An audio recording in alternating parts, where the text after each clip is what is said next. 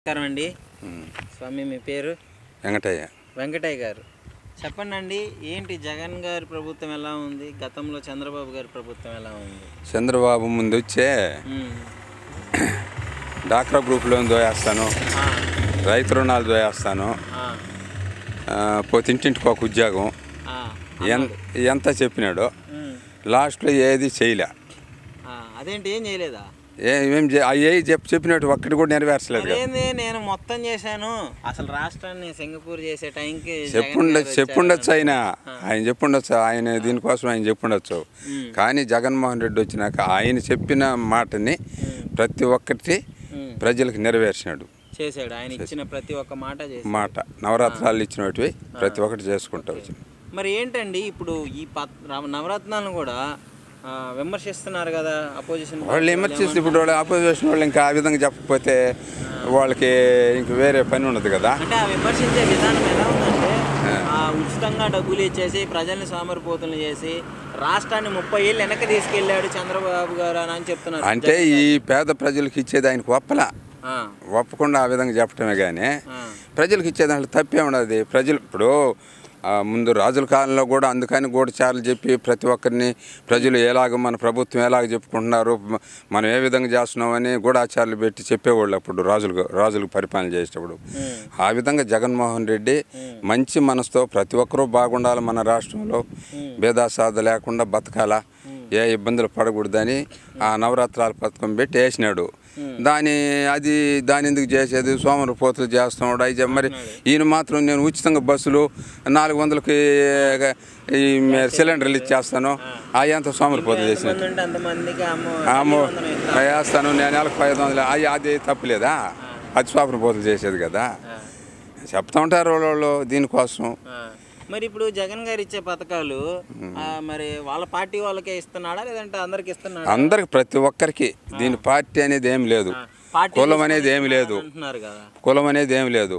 ఆయన పెట్టిన ప్రతి పథకం పార్టీ అనేది లేకుండా, కులం అనేది లేకుండా ప్రతి ఒక్కరికి వర్తిస్తున్నది, వర్తించుకుని పోయేది ఏం లేదు. ఇప్పుడు ఇద్దరికి అసలు ముఖ్యంగా జగన్ గారికి చంద్రబాబు గారికి మధ్య గల తేడా ఏంటి ప్రజల విషయంలో? ప్రజల విషయంలో ప్రజల పైన ఆరాటపడే వ్యక్తి జగన్మోహన్ రెడ్డి. ఈయన చెప్పిన మాటని ఓట్లు వేసుకునేంత వరకు మళ్ళా ఆ మాట గెలిచేదాకా మళ్ళీ ఆడు వదిలేస్తాడు అంతే. జగన్మోహన్ రెడ్డికి చంద్రబాబు నాయుడుకి ఉండే వ్యత్యాసం ఏమిటంటే ఆయనేమో విజన్ ఉన్న నాయకుడు, చంద్రబాబు గారు మంచి విజన్ ఉన్న నాయకుడు, ఆయన వస్తే డెవలప్ అవుతుంది అందుకని చెప్పేసి ఓటేయండి అని పవన్ కళ్యాణ్ గారు కూడా టీడీపీలో కలవడం జరిగింది. పవన్ కళ్యాణ్ అసలు పనికిరాని మనిషి. ఆయన ఏదో పార్టీ పెట్టుకున్నాడు కదా, నీ పార్టీని నువ్వు సర్వణ చేసుకొని ముందుకు నడికేది చూడాలనే కానీ ఎవరో ఆయన ఏదో ఇప్పుడు అటేదో స్టీల్ డెవలప్మెంట్ కేసు అని రకరకాలుగా ఆయన పైన ఇటు చేసినారు అటు చేసినారని మనం టీవీలో వింటా ఉన్నాం.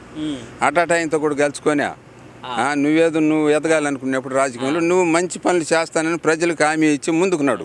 హామీ కాదు, వార్నింగ్ ఇస్తున్నాడు వైసీపీ వాళ్ళకి. తాట తీస్తా, మేము గెలిస్తే 3 నెలల్లో ఉంది చూసుకోండి. ఆ తాట ఆయన ఏం తీసేదా, ఆయన తాట ఏం తీసేదని. ఆయన తాట చేస్తే ప్రజలు ఆయన దగ్గర తీసుకుంటారా? ఆయన తెలుసుకోవాలి ఫస్ట్, ఆయన తెలుసుకొని ఆయన ఇది ఉంటే చాలు. ఓకే, మరి ఇప్పుడు గెలిచే అవకాశం ఉందంటారా జగన్ గారు? మళ్ళీ కంపల్సరీగా ఆయన చేసిన ధర్మమే ఆయన కాపాడుతుంది, ధర్మమే ఆయన కాపాడిద్ది అంటారు అంతే. కానీ ఇప్పుడు చంద్రబాబు గారు లోకేష్ గారు ఉన్నారు కదా, వాళ్ళ కొడుకు లోకేష్ ఉన్నా ఇంకొక ఎన్ని పార్టీలు కట్టుకొని వచ్చినా ఆయన ప్రజలకు చేసిన ధర్మం ఆయన ఖచ్చితంగా కాపాడుతుంది. ఓకే, ఇక్కడ మీ ఎమ్మెల్యేగా గురుమూర్తి గారిని పెట్టడం జరిగింది ఈసారి. సార్కి ఎలా ఉంది ప్రజల్లో ఆదరణ? సార్కా ఆయనకు కూడా బాగానే ఉంటుంది స్పందన.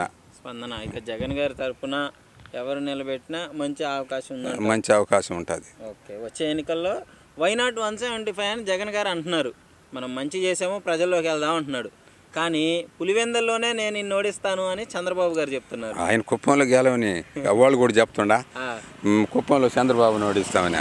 అవి మామూలుగా చెప్పుకునే, కానీ ఎంతమంది ఎన్ని చెప్పుకున్నా ప్రజలకు అనేది మేలు చేసింది జగన్మోహన్ రెడ్డి. ఎంతోమంది ముఖ్యమంత్రులు వచ్చి ఉంటారు, పోయి ఉంటారు. ప్రజలకు ఈ విధంగా అమ్మఒడని, ఆసరాని ఇది ఏదో వ్యాపారం చేసుకునే వాళ్ళకి 10,000 బ్యాంకుని లావాదేవీ కల్పించేది కానీ ఇవంతా మంచి పథకాలు పెట్టి మంచి పనులు చేసినాడు జగన్మోహన్ రెడ్డి. చేసిన వాళ్ళని మనం పెద్దవాళ్ళు చెప్పేది ఒక శాస్త్రం, ఎన్న చేసిన వాడిని రాయి తీయకూడదని. ఏంటంటే రాయి తీసిన వాడిని ఎన్న తీయకూడదని.